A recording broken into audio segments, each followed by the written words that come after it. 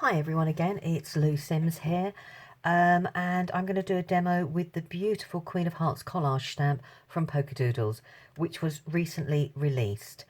It is a big stamp and it's approximately from there to there 18 centimetres and from the widest point just under 9 centimetres. So it's a good size stamp. It'll sit beautifully on a DL card or on an A5 card. Alternatively, just use portions of it and choose the bit that you would like to do and make it into a smaller card. So there's lots of different options. You get four smaller You get these four stamps with it, which match up and you can overlay it, or you could use them totally separately to create your own collage designs. It is, or does have, another smaller set of stamps with it, called the Queen of Hearts, which has a smaller version of the heart with the wings, has some crowns, the wording Queen, and that ties in beautifully with it as well. I'm just going to use this stamp and some of the smaller stamps within the same stamp pack. So let's make a start. Right, what I've done is I've actually stamped out the stamp twice. One is going to be my backing plate and one is going to be the main one that I work on. So I'm just going to put this to one side. I used a VersaFine because I'm going to use my Aqua Flows. And what I want to do is I want to create a rainbow effect. I did try and get this done on Herchanda when we launched the stamps, but unfortunately time ran against us. But we'll give it a go now because we have a little bit more time. So what I'm going to start to do first of all is I'm just going to wet my cardstock, and I just want to make it so the ink from the pens will flow and blend into each other. I'm using a smooth watercolour card. Well, it's smooth one side and it's got its tooth on the other side because I wanted as much detail from the stamp to show. If I'd have used the other side, you don't always get the clear image because it's got all the lumps and bumps on it. So we're getting that ready. Now the card does arch slightly, but that's because there's water on it. When it dries, it will go absolutely smooth. So let's make a start. So I could have done the rainbow going down, but I thought it'd be easier if I went acrossways and just brought it down bit by bit by bit by bit. So I'm just going to take the Aqua Flows and I'm just going to start with my first colour.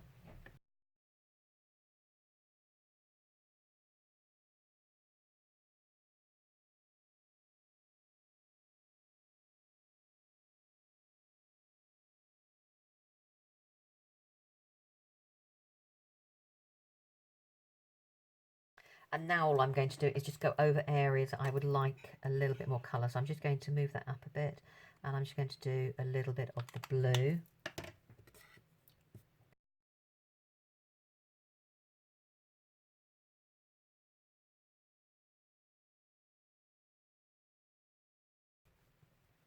And that is my panel. So that is my rainbow panel.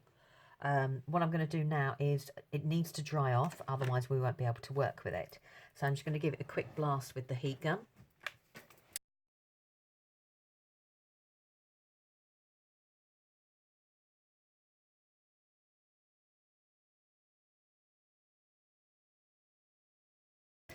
So that's my panel. I know there's a dark green and blue stripe, but I'm not actually worried for what we want to do, because what we're now going to do is we're going to chop the panel up and we're going to make it into strips. So let me just grab my guillotine and I'm just going to chop away the bits I don't want.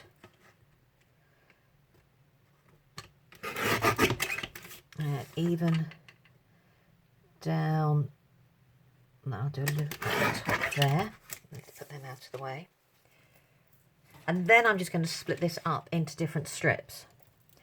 So it could be different widths, I mean, along this way, it could be all the same. The choice is yours, but what you do need to remember is we need to take out a small part. Otherwise, all we're doing is sticking this back on in a different way. So let's do the first one at 2.5. Now, it's going funny because it's damp. So I'm just going to take away a 0.5 mil from that side. Get rid of that so we don't use it. And let's do this one as a... Oh, let's have a think. No, we'll do the next one as 2.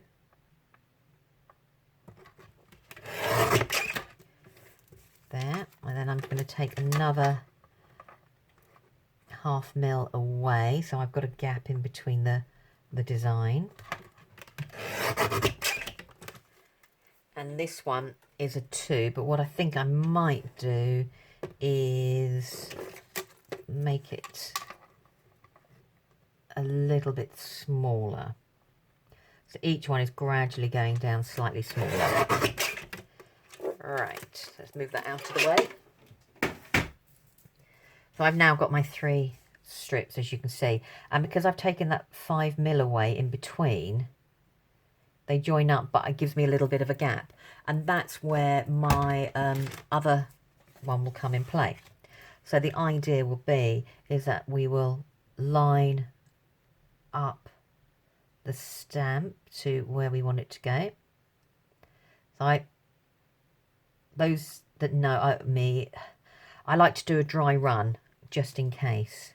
Also, it gives me a chance to change or make any additional things I'd like to do to it. So that needs to have a bit of more of a gap there. And then I've got the final piece, which will go along there and do it. So that is, I've now got the background still peeking through, but I've now got the rainbow colour effect. I'd like a little bit more of the background here, so I think I'm going to chop off another 5 mil that side so I can just see a little bit more of that design. So now you could keep those little bits and use them on another project. I mean, they'd be equally good to use. All right, so let's bring that back in. Yeah, and line that up a bit more. There we go. Now that's a little bit better because I can see both sides of the stamp. So I've created a rainbow, a quick way of colouring in a big stamp, but quite quickly. Right, now what I have done as well is I've taken one of the new dies that Nikki's brought out, well, the sentiment dies, and they're quite big. So this one is Celebrate, and there's also Happy Birthday. I'm just going to poke out the little bits in there. And that is a big die. And what I want to do is I actually want to add it along the top there. So it becomes a sentiment. But to make it stand out, we will back it in white first. So it looks like a pennant. What I've also done is, so that will be cut in white, so it will stand out. And we'll have that as well. But what I've also done is I've cut out some smaller flower elements. And I'm just going to, oops, I've got things floating around everywhere. Work out where I'd like them to go within the collage, and some leaves. And the reason I want to work out where I would like them to go is then I can colour them the colours of that part of the rainbow. The leaves I can leave green or I can leave white, and it can all join together.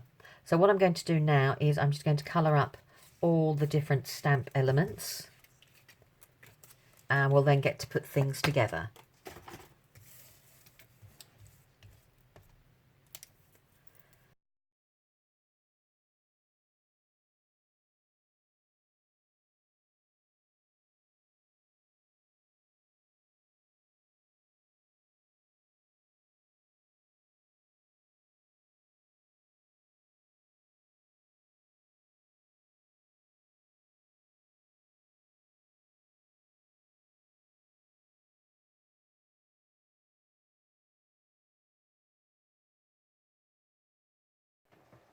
Right, everything's dried. And what I've done is I've created my card blank, black layer, and that's the plain layer that we're going to do. And now we're going to go back to starting adding on our other layers that we began with. So I've got that one there,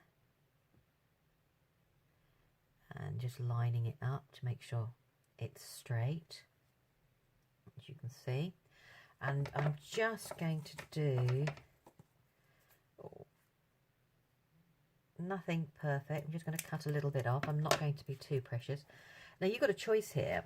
If you didn't want it to blend too much into the black, we could actually raise this up, which means the background isn't quite as predominant, and that's exactly what we're going to do. If you don't want to do that, obviously you can just stick it flat down.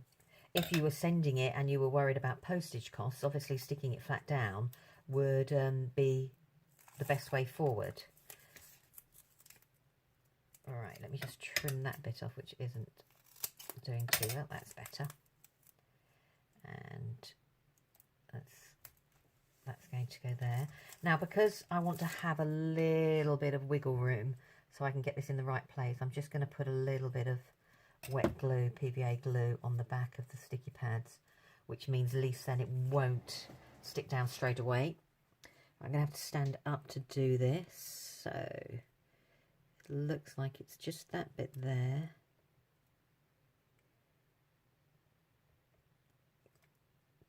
Going across, so that bit's going to go there, as you can see. And then we've got this bit next. Now again, I've got decisions here. I could actually leave that bit flat and raise that bit, or keep both those flat and just have one raised. So that there's lots of different ways you can play with this design. It doesn't have to be all the same. You choose what you would like to be the bit that stands out the most. So as I said, we could have both flat, or we could have one actually raised. And now I've given myself a bit of a quandary, because I quite like the idea of one raised and the other two flat, which I think is exactly what we're going to do. Right, I'm just going to trim the edge off this one, and I'm going to keep it quite low down.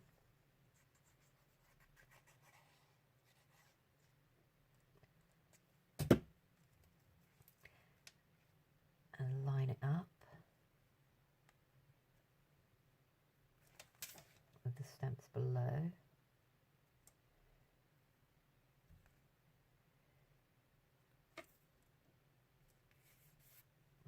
That looks good. And there we go. I've got that one there. Now I haven't put a sticky pad here because that gives me the option then if I want to chop that off a little bit shorter. So we'll have a look in a moment. And then I'm just going to do this one here, and I'm going to stick this one flat.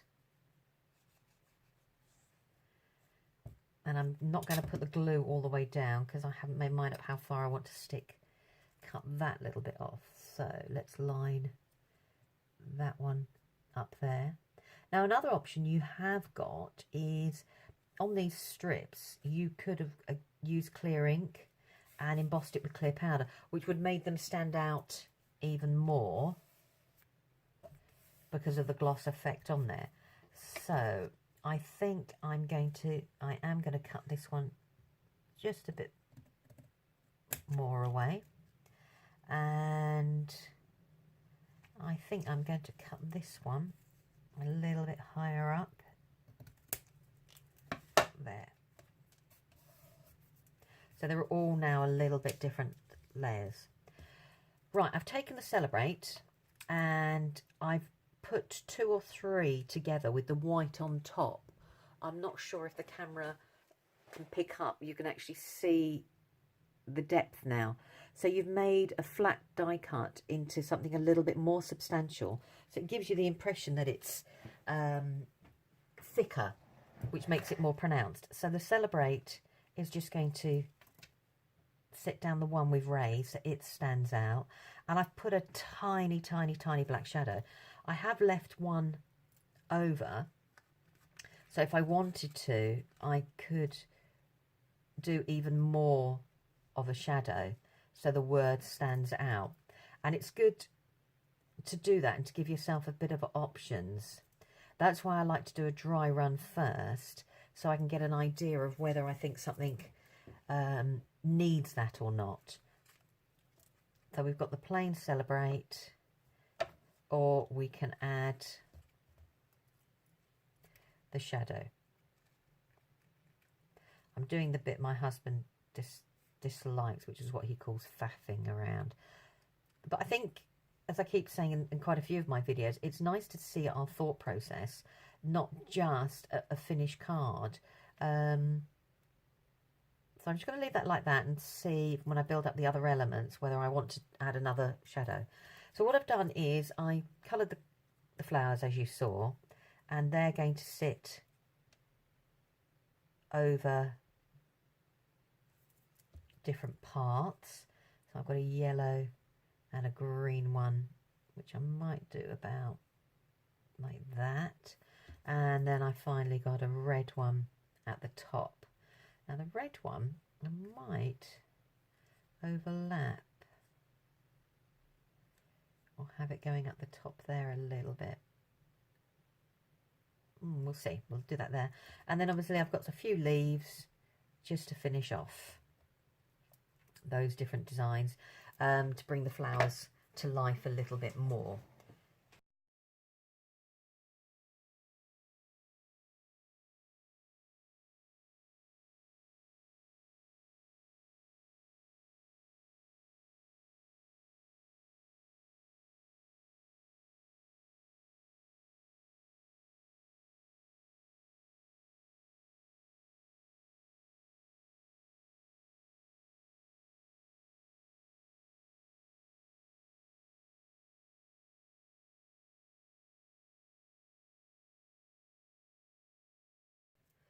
So we've got our card made, and we've used lots of the different elements, smaller elements in there, but our colouring has actually been very quick and very, very easy, and we've still got the definition of the collage stamp. So we've done our own little bit of collaging as we've gone along. We could add added extras, so I could go over with my white pen and fill in the flowers. I could put sequins in the middle. I could put drops in the middle, or gems. The choice is yours. But that is the basic structure of the card. I hope you enjoyed that. I'd love to see what you're doing with your stamps, and I know Nikki would feel exactly the same. I'll put all the links to the products below in the video, and I'll also post this on my blog.